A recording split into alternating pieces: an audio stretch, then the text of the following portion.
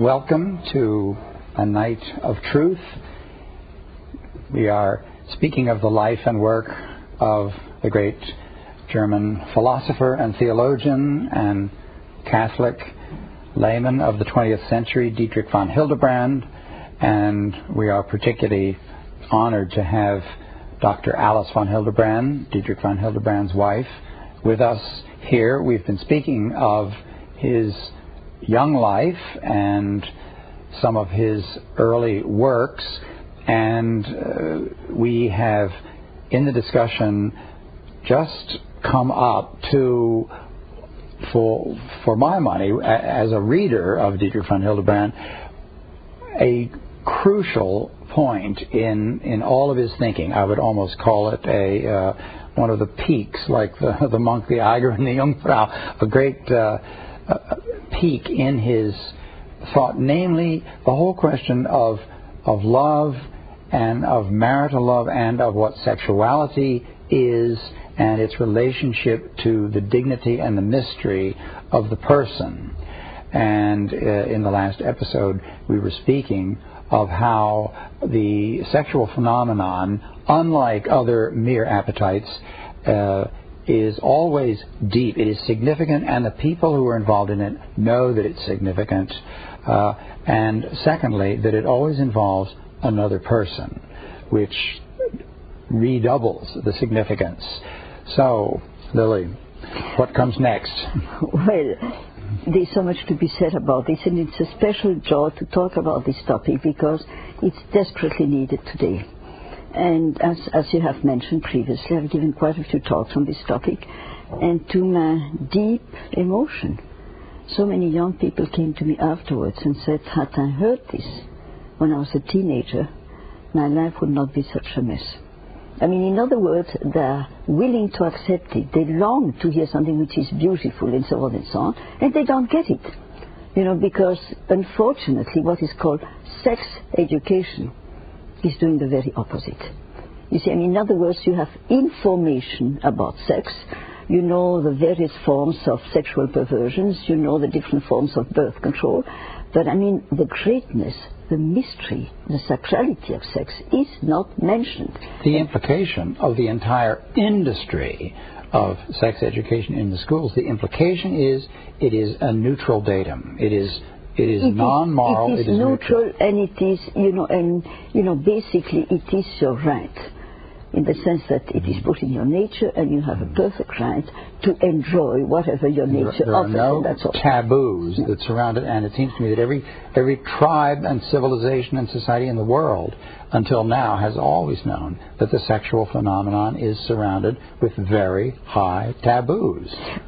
Maybe the word taboo should not be used, because there are taboos that are completely artificial. Simply say, what is seen as a taboo is in fact an indication of something which calls for a deep reference. You know, very much as you say, you read in the Old Testament that when Moses saw the burning bush, he took off his shoes because it was sacred ground. Now, I say the very moment you approach the sexual sphere, it is in some way sacred ground. Normally, suppose that I needed to convince you, which I don't, thank God, but I'm going to try to give you a series of arguments which I believe are going to shed light on the mystery of the sexual sphere. First of all, it is a self-revelation. And my husband bases this idea on Genesis, when it is said so discreetly and so beautifully, Adam knew Eve. And it simply means to say that he had embraced her. This is what it means. Now, meaning to say that the very moment that this amazing union between husband and wife takes place, you discover a dimension of the mystery of the other person which is veiled and should remain veiled for the people. Yeah. I mean, in other words, it is, I always try to express it so when I give talks. I say, sex is basically my secret. And you don't share a secret on rooftops. I come to EWTN and I'm going to step on the roof and start screaming and shouting about the most personal and intimate things of my life. It's my secret. And there are secrets between the soul and God. But I mean, this is a secret which is given to me and which is so beautifully expressed by a series of things. Even when I say a few things on this program, which are not going to find written in my husband's works, let me proclaim that I know it comes from him, because he has fecundated my mind to such an extent that if he starts blossoming a little bit further than what he has said explicitly, nevertheless, I give him the full credit for it. Take, for example, this mysterious fact, which is so beautiful, that every single little girl, even if she's born of rape, or even if she's born of sin, that her feminine organs are veiled. This is called the Hanen in technical language, and it is called the veil of virginity. Each and every single one of them. This is something you find no parallel in the male sex. It is something which is given to women. And Tom, knowing the Bible as well as you do, what is the symbolism of the veil? The presence of the holy. Sexuality. I mean, in other words, already from a purely biological point of view, you know, my intestines are not veiled, my stomach is not veiled, my lungs are not veiled. Why this mysterious part of my body, which is my secret, it is veiled. Now, if it is veiled, then it is obvious that it is to be approached reverently, number one. Number two, that something which is sacred has a special relationship with God. You know, in the Canticle of Canticle, it is spoken of a hortus conclusus, a closed garden. And my way of teaching sex education to little girls would be to say, there is a mysterious, beautiful garden. And God has the keys. This is something which is hidden by a veil, and the keys to these gardens belong to God. And you may not give it to anybody except with his express permission, when he gives you the keys, and then you can say to your husband-to-be, I give you these keys to this mysterious garden, and I know that you will approach it with loving reverence. And that's a very, very ancient metaphor for the sexual phenomenon, the closed garden. That is the Canticle of Canticles. Yes. Hortus conclusum. Yes. And you know, it belongs to God. God gives me the key, and I'm permitted in the holy sacrament of matrimony, which is a source, to give it to my husband and to say, I allow you in front of God to penetrate into this mysterious garden. Now, therefore, it is a self-revelation. There's no doubt about the fact that one reveals one facet of oneself, which should remain close to other people. You know, this is what I call the mystery, the secrecy. This is what I call sex, my secret. And this secret is either to be kept for God, that is virginity, or it is to be given to my husband and to him alone. And nobody has a right to come close to it. Now, this is something which is to my mind so profound, and maybe, you know, this is a thought that I don't think my husband has developed, but I mean, meditating on his thought, it came to my mind, why should the female organ be veiled in this mysterious way? Is it not because in the divine plan, he knew that one day a young virgin in Nazareth was going to accept to be fecundated by the Holy Spirit, and that it was in a female womb that the King of the universe, that the whole universe cannot contain, was going to be hidden for 9 months. And therefore, isn't it so, in sort of view of the incarnation, that it was a divine invention that the female womb should be veiled? Anticipating, in a sense, the point of all eternity, you might say, in which the female womb is brought to its greatest glory, put to this divine, this sacred, this unique, given this dignity. Well, you put it a lot better than I can, but this is exactly what I have in mind. In this connection, what, if I may just ask, please do. What would your husband think about styles of clothes now? He would shed tears. He would shed tears. How is this notion of the hiddenness, which itself is a profound announcement, you might say, of something which is true. How is this notion to be kept alive in a generation where everyone shows up in the most revealing? You know, I recall in the Gospel it says, the evil one has done this. And it is my definite conviction that the devil, who never sleeps, knew full well that the easiest and best way to corrupt a people, and this is what is taking place in the Western world, I speak of the Western world, the United States and much of Europe, is to destroy the sense of respect and mystery of the sexual sphere. And the easiest way to do so is through fashion. And simply say, this is fashionable. And today you see that even good girls, even daily communicants, I see that at Steubenville, can wear dresses which, to my mind, denigrate the dignity of the female body. Because the female body is sacred in a special way, and I'm going to give you more arguments for its sacredness, it should be veiled. And they don't realize that if they have mini skirts, they don't realize that if their body language is such that actually it's an invitation for young men, to invite them to a sexual relationship, and afterwards they say, well, he has harassed me. How did you get dressed? How did you cross your legs? I mean, I recall our education in the convent, but my goodness, how grateful I am that we were taught a feeling of modesty and dignity. Well, you've just used a word that would elicit laughter at a cocktail party, namely modesty. I don't mind in the least, but I can only tell you that this very cocktail party, there might be one young girl who knows that I'm saying is true, not because it comes from me, but because it is a teaching of the Church. And of course the idea now has gotten abroad that modesty, or the veiling of the woman and so on, is an indignity, that it is an insult, that it is a put down. That is the exact opposite of the truth.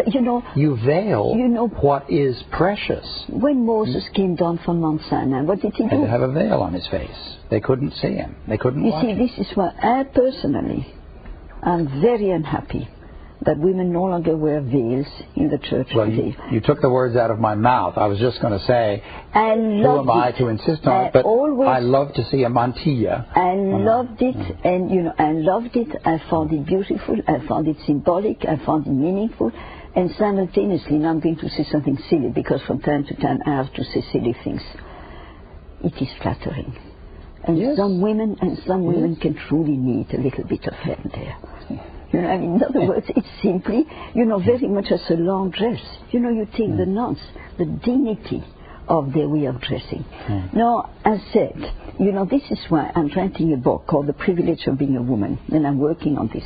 And one of the arguments that I use to say the Church has always, in her authentic teaching, I don't speak of the practice, I speak of the authentic teaching, has always given a privileged place to women. Hear, hear. And I mean, the very fact that they're in the background, from many points of view, means that they're supernaturally in the foreground, because the last will be the first. Now, I spoke about the mystery of the veiling of the female organs, which is not so in the case of the male. There's another thing. A husband embraces his wife, and after so many hours, her egg is fecundated and a new human being comes into existence. Now, even though the Church has never declared it officially, it is my firm, absolute conviction that at the very moment of fecundation, God creates a soul. The soul doesn't come from the husband. It doesn't come from the wife. The body is a mixture of the chromosome of the husband and wife. The soul is new. It's not the soul taking a part from the grandfather and the grandmother and the father and the mother or something of the sort. It's a totally new, never existed before. It's a new creation. Where does God create it? In the female body. Where's the husband at this time? Might be miles away. But if you see, he creates the soul in the female body, it implies once again a close connection between God and the woman. And always again, in Christian teaching, the woman is given a unique place and a unique role. You take the Annunciation. And the angel of God came to a young virgin called Mary in Nazareth. Tell me, where is Saint Joseph? He's not there. And so to speak, announces to her the most amazing, the most revolutionary, the most overwhelming fact in the whole history of mankind, that God offers this young virgin to be incarnated in her womb and to be the Savior of the world.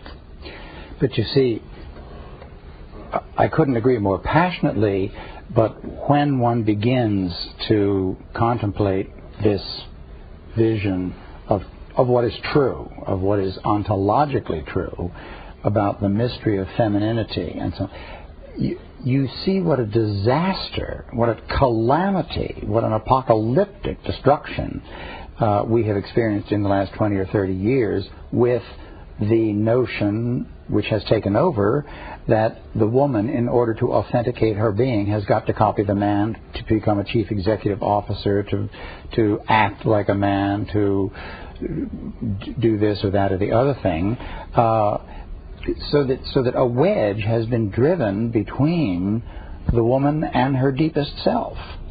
And she's selling a birthright for a mess of pottage. Well, that's what she's doing.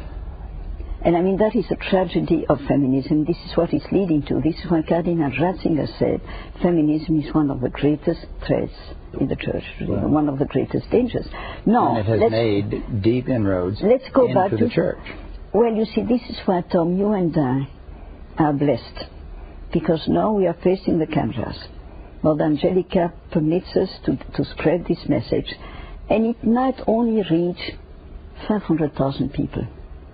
But these 500,000 people, if they understand it, they're going to start spreading the message, and it will go further and further and further. But the message must be given. And how do you give it? Except on EWTN. If you write an article, it's going to be read by a few hundred people. If you give a talk, in the best of cases, you have 2,000 people. Now, all of a sudden, we have this possibility of saying, this is a true message of femininity. And there are people who are going to hear it, and they're going to love it, and they're going to respond to it, and suddenly say, but my goodness, I never saw that before. No one ever told me. Now, to go back to the amazing role that the Church grants to women through the Holy Virgin. At the moment when this angel said, and the Holy Spirit will cover you, and she conceives in her female womb the Savior of the world. Where is Saint Joseph? He's not even informed. You know, you would sort of say, you expect the angel to say, you know, your fiancé. By the way. No.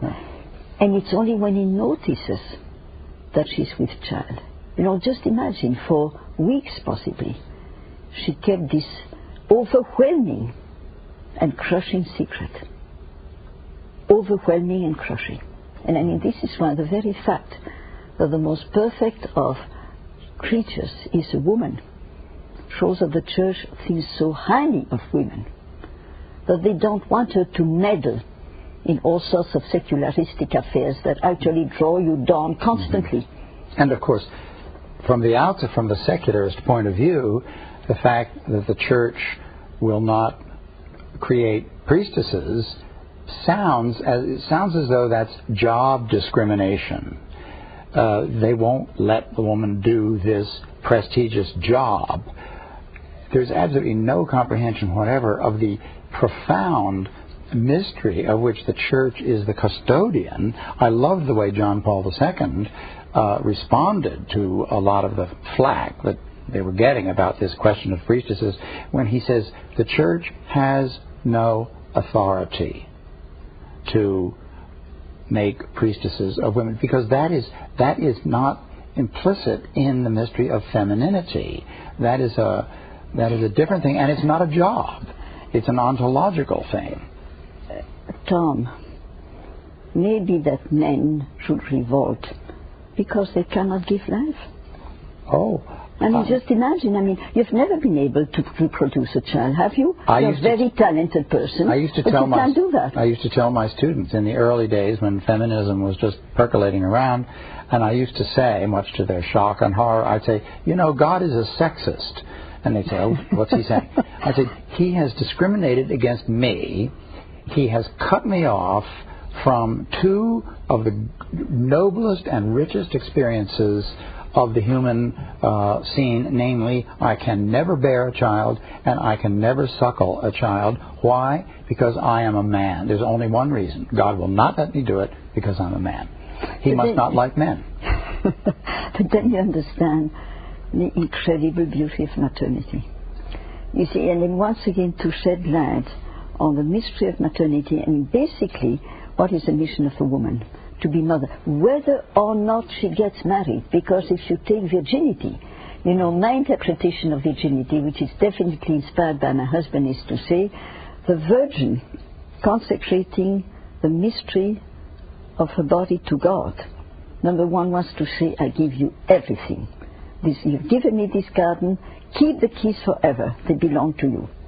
But more than that, in some way she declares, you know, 10, 15, 20 children are not enough for my heart. I want to embrace the whole world. And in some way you take Mother Teresa of Calcutta. Yes. She had millions of children. Yes. You see, the mother of St. Catherine of Siena had 24, which is quite an accomplishment. But Mother Teresa had millions. Yes. You know, that was because motherhood is not primarily a biological thing. Exactly. It is a self-giving. Woman is the icon of motherhood. Absolutely. And you know, and what whether happens, she happens to be married and have a big family or not. You know, a woman who is not maternal has truly failed her vocation and her charism. Yes. Now, what is interesting is Eve is called the mother of the living. Now, Christ declares that he's life. So once again you see this deep, deep bond between Christ, who is life itself, and the woman who is the mother of the living. And you know, this sheds light. I mean, you and I should be crying in this show on the horror of abortion, which is precisely the desecration, the brutalization of the greatest mystery given to women. And of course many of them are victims, because in many cases it is because they are abandoned by their husband or by their boyfriend or whatever it must be, and then in despair, you know, abort their child. But I mean, when you understand that there's also such a sublimity in the very fact that a woman has to suffer in order to give birth. For a man, you know, when a man, recently I met someone terribly nice, he said, I have 13 children. And I answered, I said, I congratulate your wife. You know, because I don't think that a mere accomplishment is so amazing. You see that you have to see what an extraordinary fellow you happen to be. But if you carry 13 children, each one for 9 months in your womb, and then every single time you give birth in pain and sorrow and anguish, in the Old Testament, every single time they refer to a severe trial, they refer to giving birth. Yes. And you see, and don't forget, Christ saved us by suffering and dying. And a woman gives birth in sorrow so that her child may live for eternity. So therefore, once again, you see this tremendous mystery of the sexual sphere and how it is confined to women.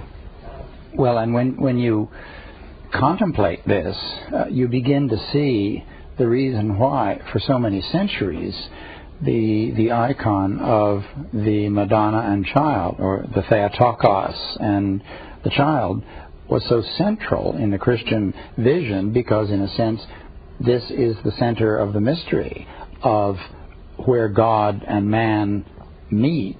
And the fact that you can't paint, let's say, or create a Madonna and Child, a Della Robbia Madonna and Child, a beautiful one now, and get a gallery on 57th Street to sell it for $100,000. As a matter of fact, as we speak, please don't start mentioning the business of Brooklyn. All right. Because I mean that makes me makes me sick. There we are. the Madonna has been desecrated in a way that no other century would ever have thought of. But you know, there I must tell you something. We must learn from Jews and Muslims, because if something similar were done to them, there'd be a revolution. Just imagine if the Brooklyn Museum would have a painting representing Moses with the tables of the law covered with elephant dung. Or just imagine if you have Mahomet covered with dung. Then, you know, they truly will get news. But we, for some reason, you know, we protest. But I mean, somehow it seems to me that it must be an outcry of all Christians in this country and saying, we don't want it. And instead of that, people rushing, you know, for the sake of just sensationalism. Yes. You know, because I believe modern men are so bored. You know, that obviously anything that sort of tickles them is welcome. They're bored. I think, alas, that it's a category, it's a hint or a revelation of the, shall we say, the lack of conviction and passion with which we Catholics and other Christians hold the faith, that we learn to live with this sort of thing and say, oh, well, what can you do? And again, as you say, we could learn from the Jews and the Muslims and other pressure groups to say this will not do. Well, this is a somewhat negative note to end the program on, and yet it's en train de, as the French would say. It is in the interest of continuing on, because this whole question of the sanctity of sex is central to your husband's thinking, and I, for one, am looking forward to the next episode. Thank you, Dr. Van Hildebrand.